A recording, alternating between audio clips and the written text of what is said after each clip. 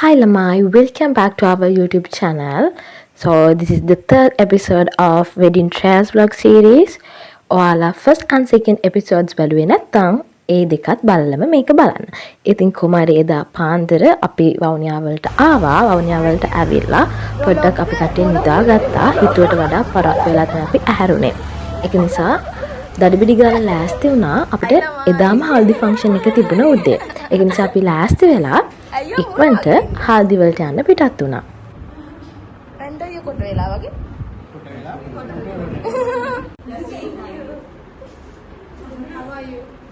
I'm vlogging. Speechless. Can you find? Go show me. Vinu. Is it like Vinu or V? Vinu. Can you find that? Where's that?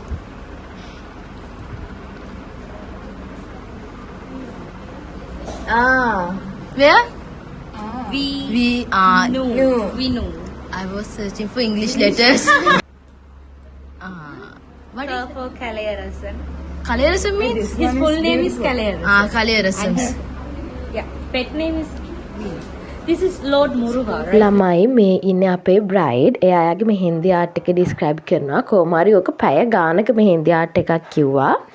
ඒත් එක්කම ගෲම්ගේ නමේ අකුරු මේ එයාලගේ mehndi art එකේ හංගලා තියෙනවා. ඒක තමයි අපි කලින් හෙව්වේ. සහ මෙයාලගේ පළවෙනි ෆන්ක්ෂන් එක මෙහෙන්දි ෆන්ක්ෂන් එක. හල්දි කියන්නේ දෙවෙනි ෆන්ක්ෂන් එක. හැබැයි අපිට මෙහෙන්දි එක මිස් වුණා. මොකද නුවරඑළියේ වෙඩින් එක තිබුණෙත් එදාමයි. ඒක නිසා අපි ගියේ දෙවෙනි ෆන්ක්ෂන් එකට. ඊට පස්සේ කොහොම හරි උදේට එහෙම කෑම කෑවා කාලි ඉවර වෙලා අපි ගියා ෆොටෝ ෂූට් එකට. මෙයාලගේ ළමයි එක එක ෆන්ක්ෂන්ස් වලට වෙන වෙනම ෆොටෝ ෂූට්ස් තියෙනවා. සහ එතන ඉඳපු ගර්ල්ස් ඔක්කොම එක්කගෙන තමයි ෆොටෝ ෂූට් එකට ගියේ.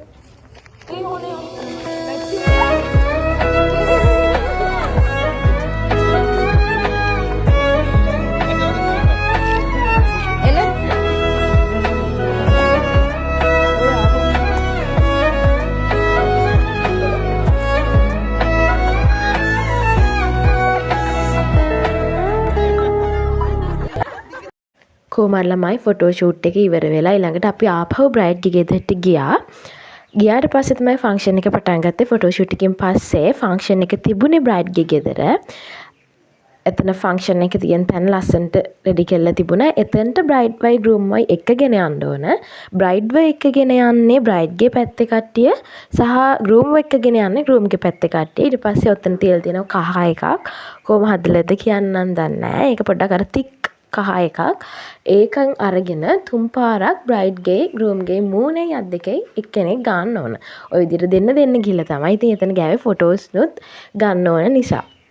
ඉතින් මේක ඇත්තටම අලුත්ම එක්ස්පීරියන්ස් එකක්. මොකද කලින් ටැමිල් වෙඩින් එකකට ගිහින් තිබුණෙත් නැහැ. සෝ හල්දි එකත් ෆස්ට් ටයිම්. අර නිකන් ඉන්දියාවේ ෆන්ක්ෂන් එකකට ගියා වගේ තමයි දැනෙන්නේ ඉතින්.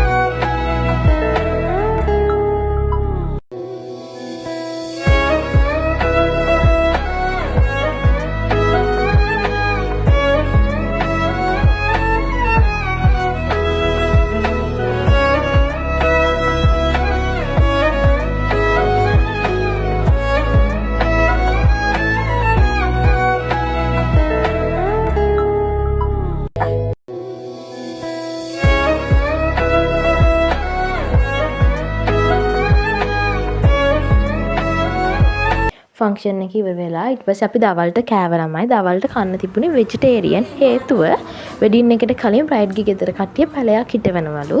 ඒක ටිකක් ලොකු වෙනකන් මස් මාළු මොනවත් ගෙදර හදන්නේ නැහලු.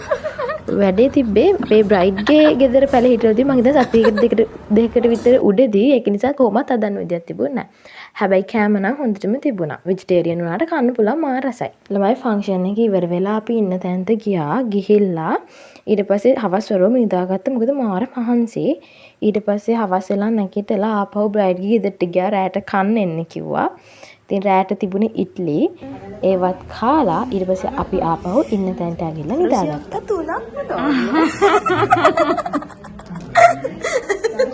තුනම දාගෙන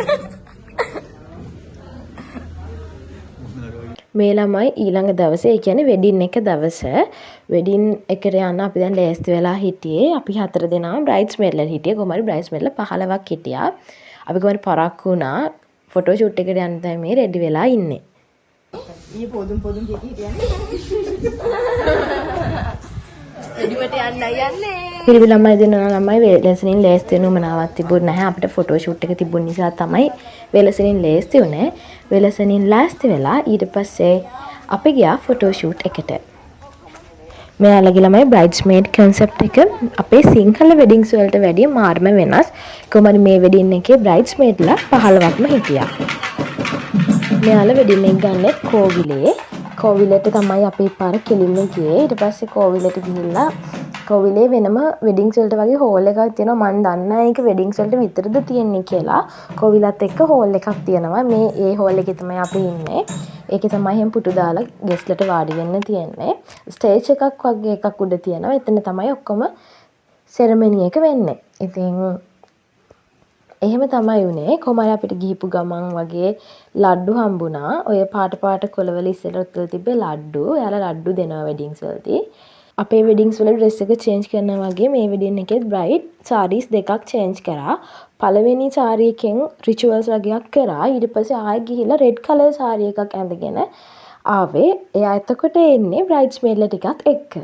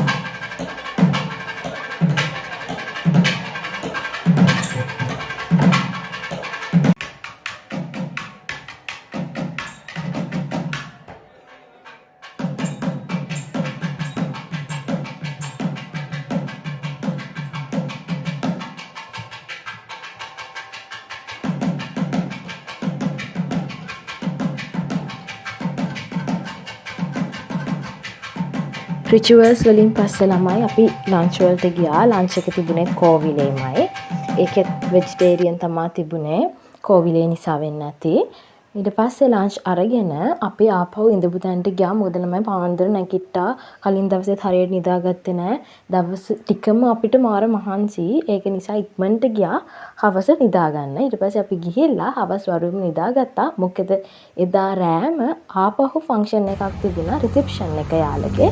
ඉතින් ඒකට එන්නත් ඕන නිසා අපි ගිහිල්ලා නිදාගත්තා. ටිකක් වැඩිපුර නිදාගත්තා. නිදාගෙන ඇහැරලා ආපහු රෙඩි වෙලා ඊළඟ ෆන්ක්ෂන් එකට ගියා.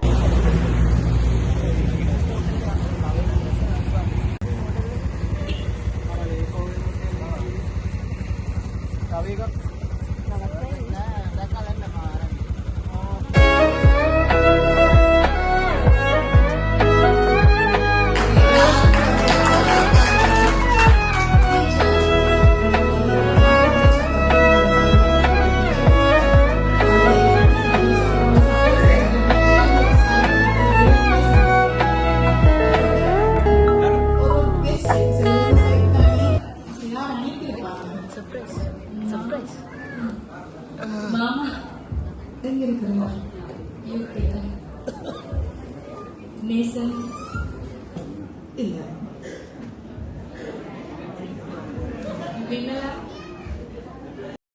රිසෙප්ෂන් එක නම් මං හිතන් හිටියේ පොඩ්ඩක් සිංහල වෙඩින්ග්ස් ටයිප් එකට ඇති කියලා. හැබැයි මේ ඒකත් ඊට වැඩිය වෙනස්. ඉතින් වෙනස්ම අත්දැකීමක්. මේක තමයි අන්තිම ෆන්ක්ෂන් එක. මුලින්ම තියෙන්නේ මෙහෙන්දි, ඊට පස්සේ හාල්දි, ඊට පස්සේ වෙඩින් එක, ඊට පස්සේ රිසෙප්ෂන් එක තමයි තියෙන්නේ. ඉතින් කොහමද අපි ගිහිල්ලා ඩිනර් අරගෙන චුට්ටක් ඩාන්ස් කරා. අපේ යාළුවෝ ගොඩක් හිටියා. ඉතින් යාළුවොත් එක්ක ඩාන්ස් කරා. ඩාන්ස් කරලා ඉවර වෙලා එහෙම අපි ඉන්න තැනට ආවා. පයිම තමයි ආවේ වෙලාවේ. වැස්සකුත් තිබුණ පොඩියට. ඒත් ඉතින් අපි ඒක ගණන් ගන්න නැතුව පයින්ම ඉන්න තැනට ආවා. ළමයි වැස්සේ.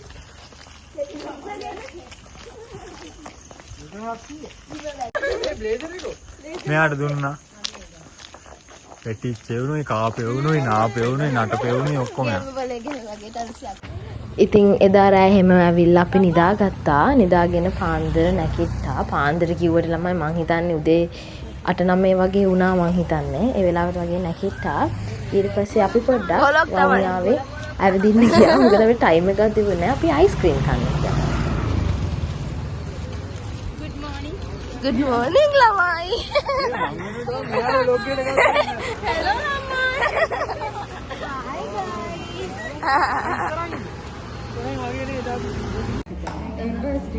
අයිස්ක්‍රීම් කන්නාව ළමයි.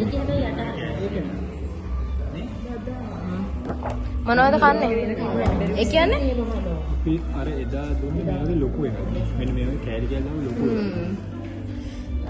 මේ යාල් ස්පෙෂල් එකද? මේක මාරු. කොම් බලන්න. මිල්ක් ෂේක් එපාද? අපි අර වෙනකොට හරි කෑලි කෙලිම දාන කෑල්ලක් තියෙනවා. අයිස්ක්‍රීම් රෝල්ස් උත් තියෙනවා.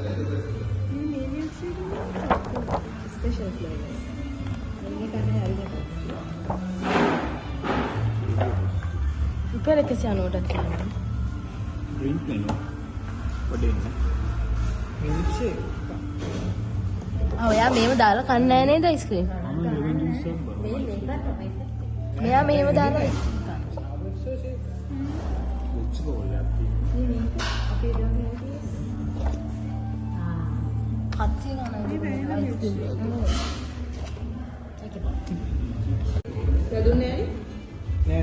ඔයාලට මම ටේබල් එක ක්ලියර් කරලා දුන්න ෆොටෝස් ටික කරනවා.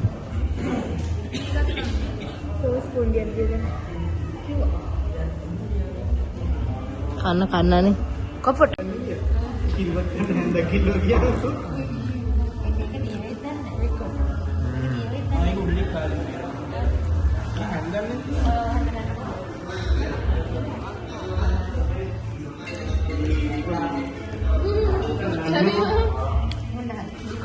අපි උදේටයි දවල්ටයි දෙකටම එකට තමයි කෑවේ. අපි බිරියානි and fried rice ගත්තා. fried rice එක නම් ළමයි එච්චරම සෙට් වුණේ නැහැ. හැබැයි බිරියානි එකේ ගත්ත ගානට මාර්ම worth. අපි කොහමද කාලි ඉවර වෙලා අපව ඉන්න තැනට ගියා අපේ බෑග්ස් කලෙක්ට් කරගන්න.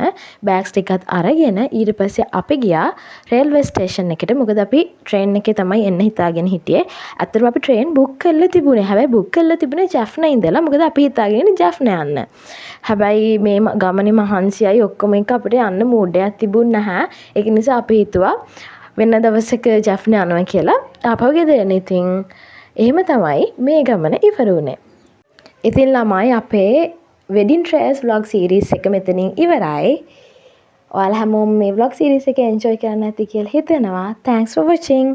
See you guys in the next video. Bye bye.